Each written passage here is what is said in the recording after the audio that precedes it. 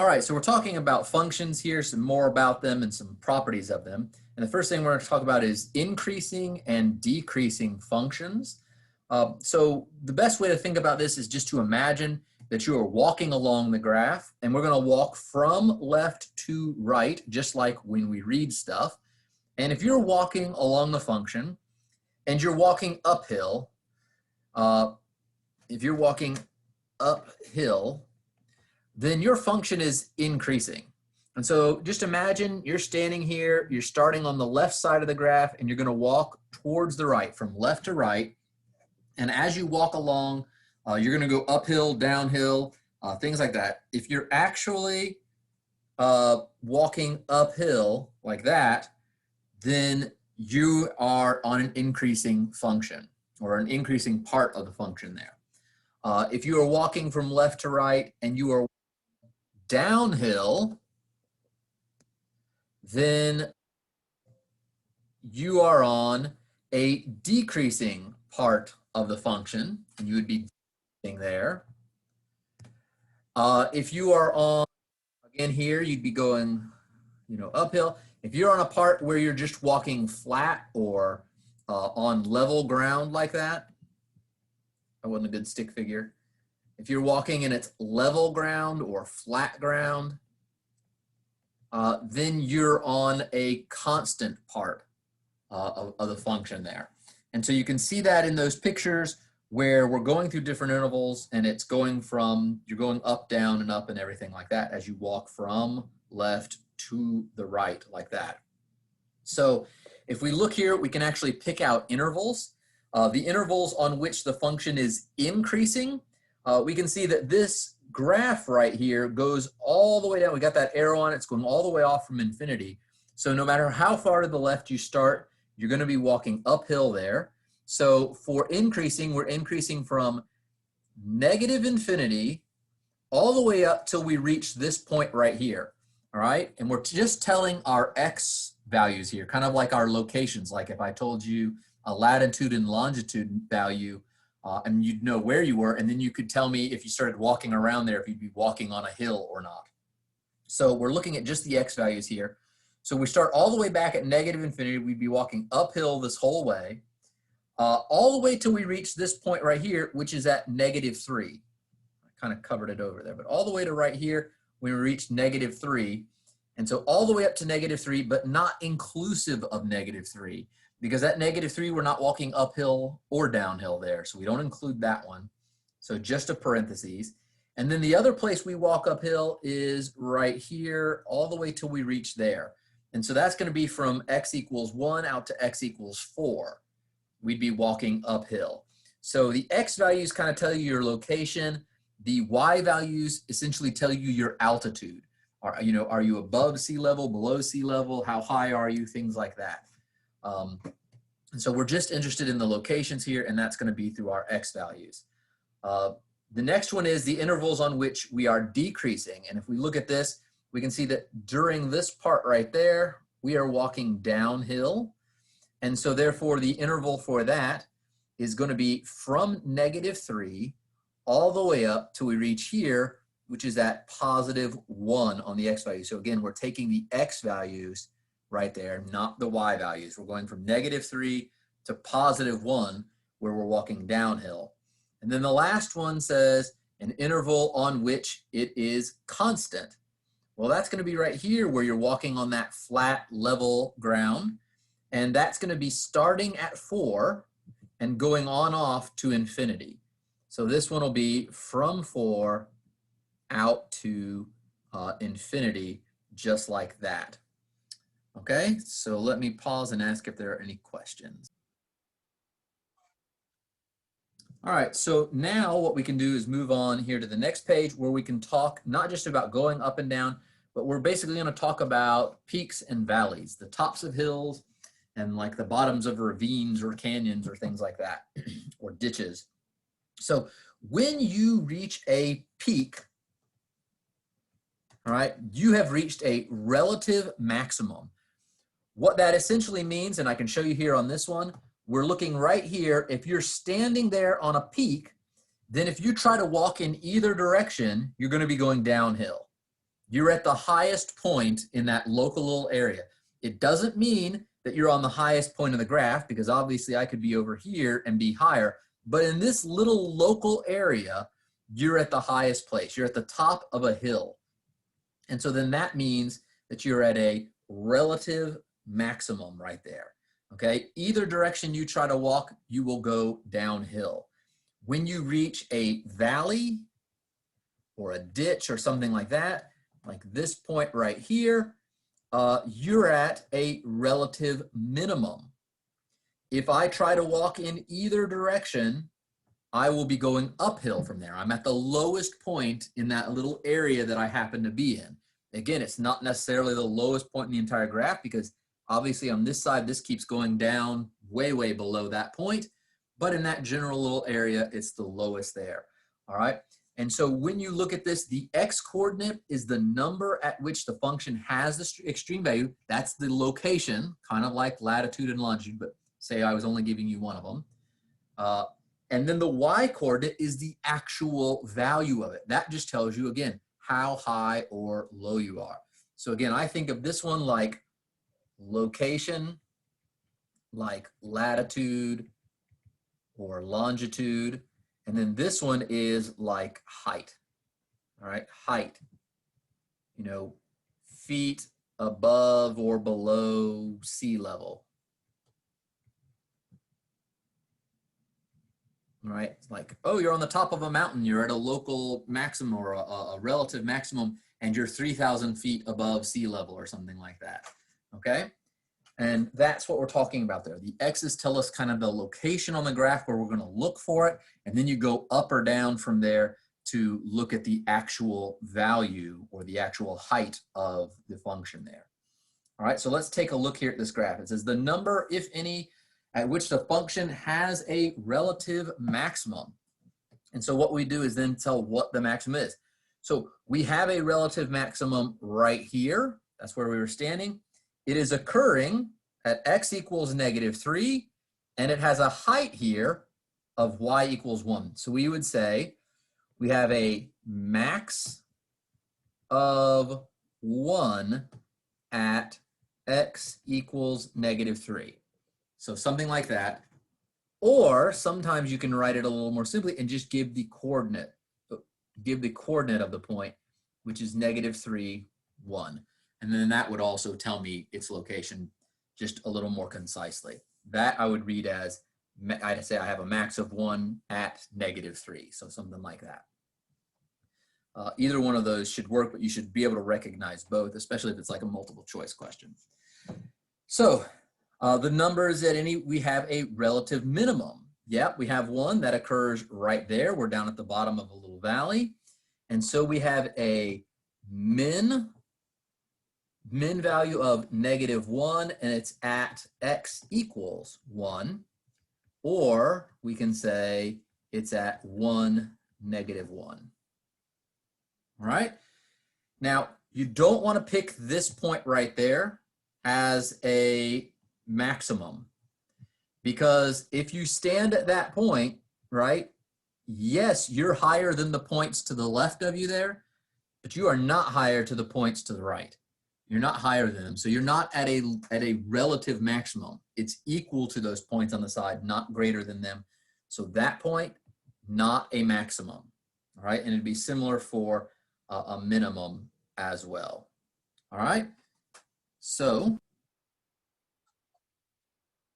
all right, so from there, we can go ahead over to the next page and actually try and use some of this. And so let's take a look at this one. And we're going to use the graph to determine the following. So I'm going to do these first two for you. And then, you know, there'll be more of these for y'all to work on later. So intervals on which it is increasing. So you look at this and you say, is there anywhere that I'd be walking uphill as I walked left to right? And the only place that's going to occur is right along in there. Going uphill, I'd be walking up the hill if I was walking left to right. And therefore, that interval is going to be an increasing interval. So it starts at x equals 0, and then it just keeps going out, keeps going out for all x. So this is going to be from 0 to positive infinity and not inclusive of either. Intervals on which the function is decreasing. Well, when I look at that, I don't see anywhere that I would be walking downhill. So this would be none. All right, and then intervals on which the function is constant. If I look at that, I see this right here, horizontal and flat. So I would be walking along there and just be walking straight across. Therefore, that is a constant part, and it is constant all the way from negative infinity. We have that arrow telling us it goes on like that forever, all the way up to 0. Okay, so we'd have that value for constant in there. Next, the numbers, if any, at which the function has a relative maximum, and then what are those maximums? We don't have any relative maximums here. There's no hilltops or crests or anything like that. So there's none. There's none. You'd have to have something like that or something like that. You know, you have to have some sort of peak in there in one of these things, and we don't have anything like that. So no peaks, nothing like that, no relative maximums. The number of relative minimums. Again, here, we're going to go with none. I've got no relative minimums here. I don't have any valleys or anything like that, or anything that's like that, where I don't have any of these lowest points like that. So I've got none of that. No valleys, no bottoms of ditches or anything like that is appearing there. So I have none. All right, let me go ahead and try this next one with you. Let's take a look at this one. So intervals on which the function is increasing. Well, if I start walking, again, from the left to the right, I only see one area I would be walking uphill, and that is from there till there. I'd be walking up the hill during that interval.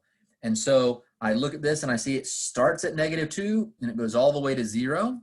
So again, we're looking at the x values, the locations for telling us intervals for increasing and decreasing, and it goes from -2 up to 0. All right, the next one asks if there's any intervals for which the function is decreasing. So I look here and I see that if I was walking right here, I'd be walking downhill. And if I was walking right here, I would also be walking downhill. So I have two intervals there. The first interval is this part here from -3 to -2. So -3 to -2. And then the second one starts here at 0 and goes all the way out till we reach 1 here. It's this little part here. So from 0 to 1 right there. Then it asks if there's any intervals on which it is constant. Well, I look at this, I don't see any flat horizontal parts. I don't see anything like that. So none. No flat, no horizontal places. I've got no constant parts during this function. D, the numbers, if any, at which the function has a relative maximum. All right, so I look for the top of a hill. All right, so I look here, this point looks higher than everything around it, and you might even start to think that point looks higher than anything about it.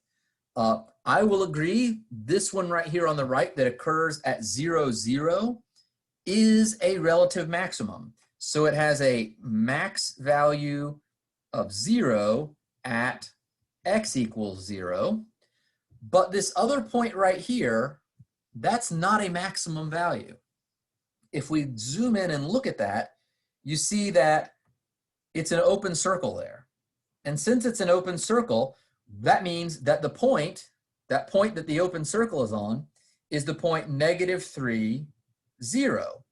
Except that is not a part of our graph because it's an open circle. So that's not in our graph. So then you say, all right, well then I pick the point that's right just below it. Well, what point is right just below it? What is the point that's just ever so slightly below it? Is it -2.9 or -0.1? Is it something like that? Maybe it's -2.99, -0.01. Or maybe it's -2.999, negative 0.001 or something like that. Like we can keep going. We can keep getting as close to the point -30 as we want, but we're not going to get there. So that maximum value isn't something that we can actually define and say is there. We can just keep going like this forever. And so we don't really have a point there. So we have no maximum value at that point, because whatever we get to, we can always just go a little bit higher and have a slightly more maximum value there. So no maximum value at that point. But now let's take a look at the next one, which is minimum values. All right, where are the relative minimums? Here, I see this one right here. That one's a definite. And then maybe that one. We'll think about it for a second. So let's go ahead and write this first one here. We're at x equals 2. So, and then we have an actual value of -4. So it's like a min of -4. We're 4 feet below sea level at our location of x equals -2. So if you want to think of it that way, that's very helpful. All right, so we're sure about that one. That was definitely the bottom of a valley. But what about this one right there? Is that one a minimum value? Well, it occurs at negative, or not negative, it occurs at 1, -4. And 1, -4 is actually that point. So that is a local minimum because we actually do have that point. We know we cannot get anything lower than that, and that is actually on it. So what was it? 1, -4. We also have a min of -4 at x equals 1. All right. So there is that page.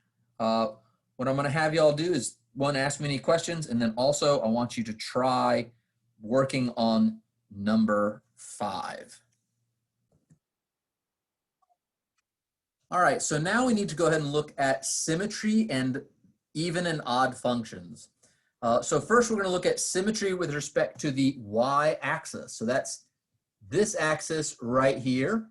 What you can see here is on this picture is essentially if I took and say I painted the right-hand side, if I painted that with wet paint and then I folded it across, I folded it over the y-axis and smushed it down, it would then make a copy of itself on the other side, but in a mirror image.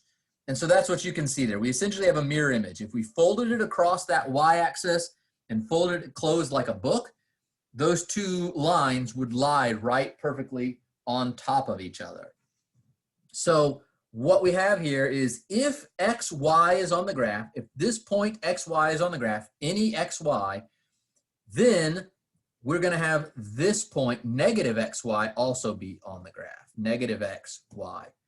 All right, so the only thing that's getting changed, is we have the same exact,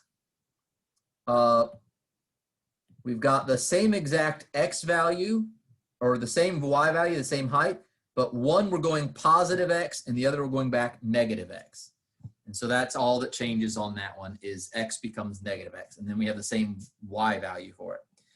The test for symmetry here is you're going to substitute in -x for x, and you will get an equivalent equation. It means essentially you're going to replace every x with a -x, and you'll end up with the same equation once you do all your squaring and everything like that.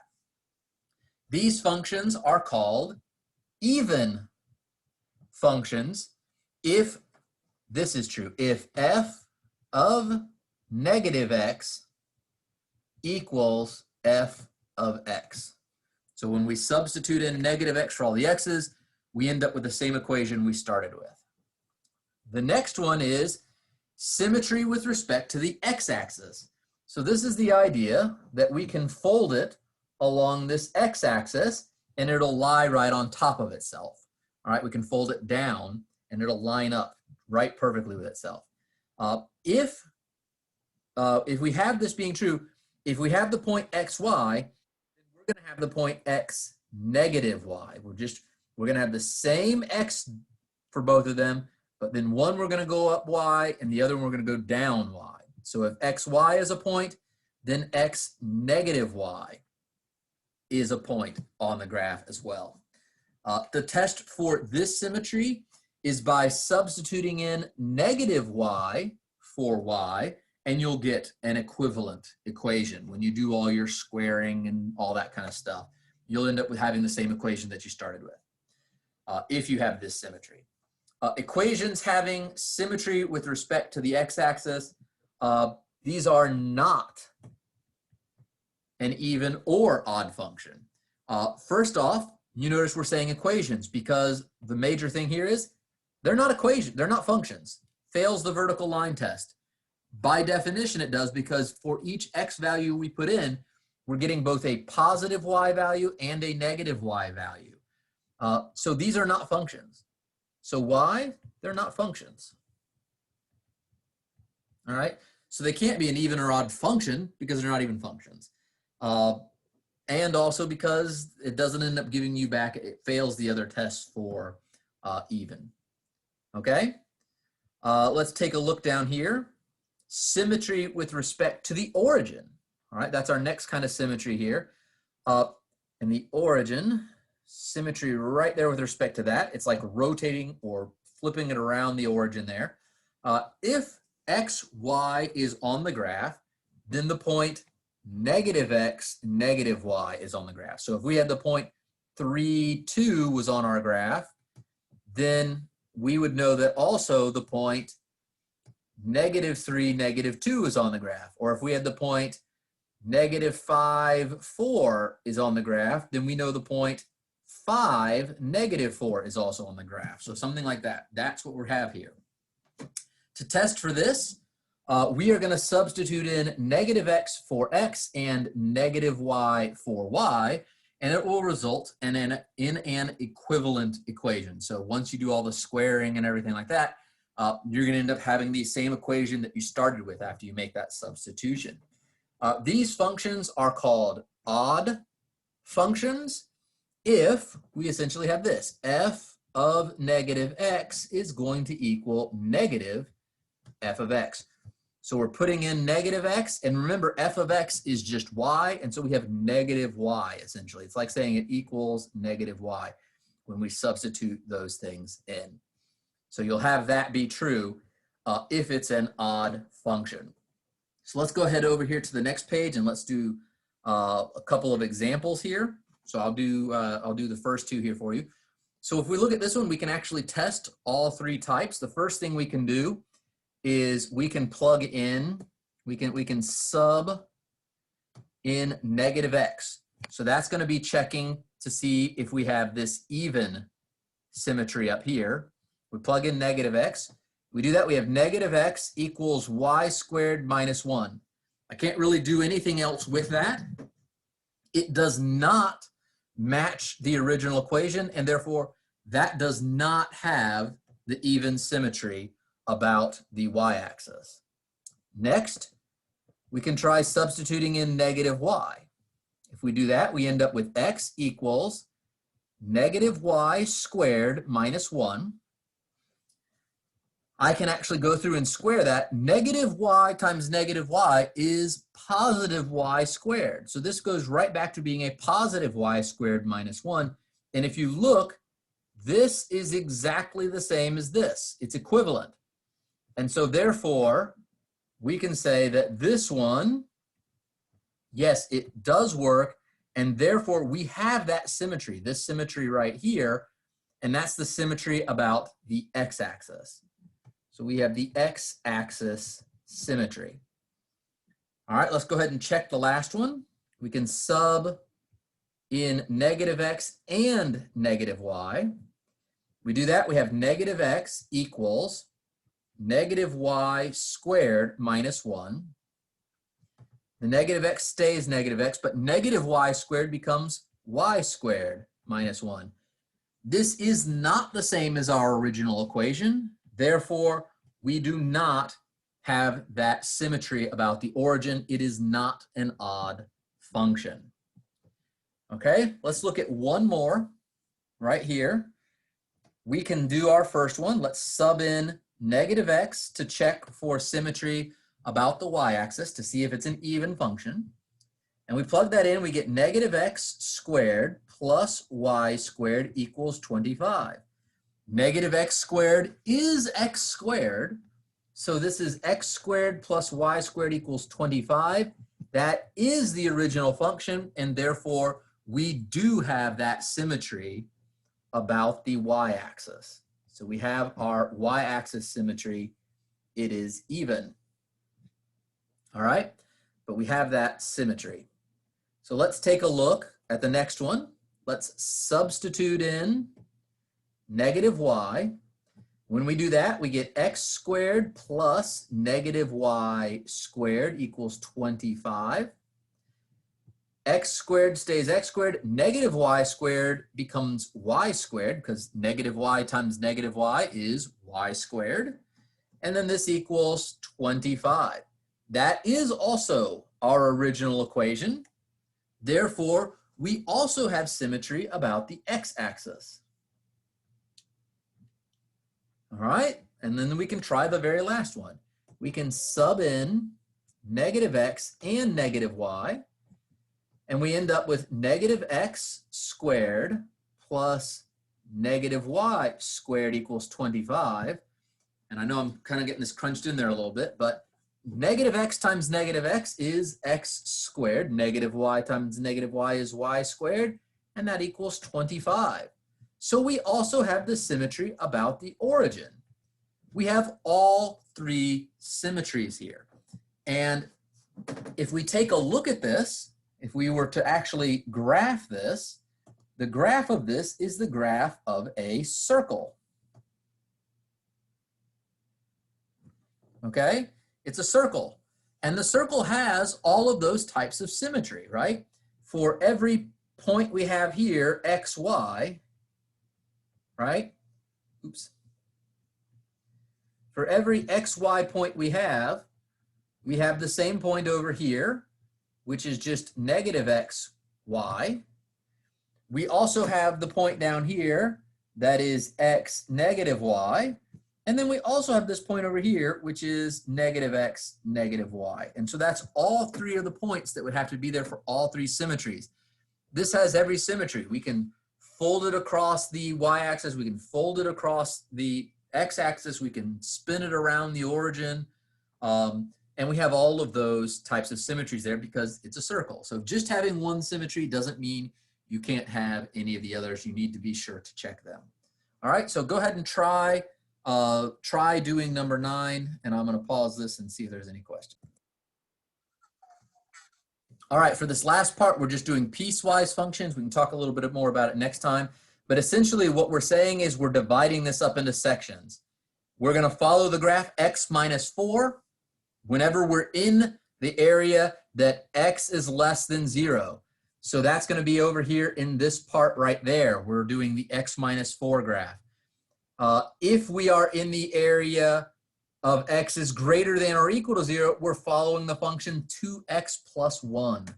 And so that's going to be that one right there where we're going out that way, and of course right there because we have the or equal to 0 there. So this is a piecewise function where you just go through and in different areas you're defining a different function. Like we can plug in here, we do f of negative 2. That simply means we plug in the negative 2 right there. We go down and we get our value off the x minus 4 graph, which looks like it's at negative 7. So something like that in order to do those. And then if you move to the other section, like here where you go to positive 3, you come out to positive 3 and you get the value off of the 2x plus 1 graph there. Okay, so take a look at that one, finish that up, and finish up that one. And again, check your answers at the end. There's also some more practice problems here you can do that should have the answers at the end. And that's pretty much it for the stuff today.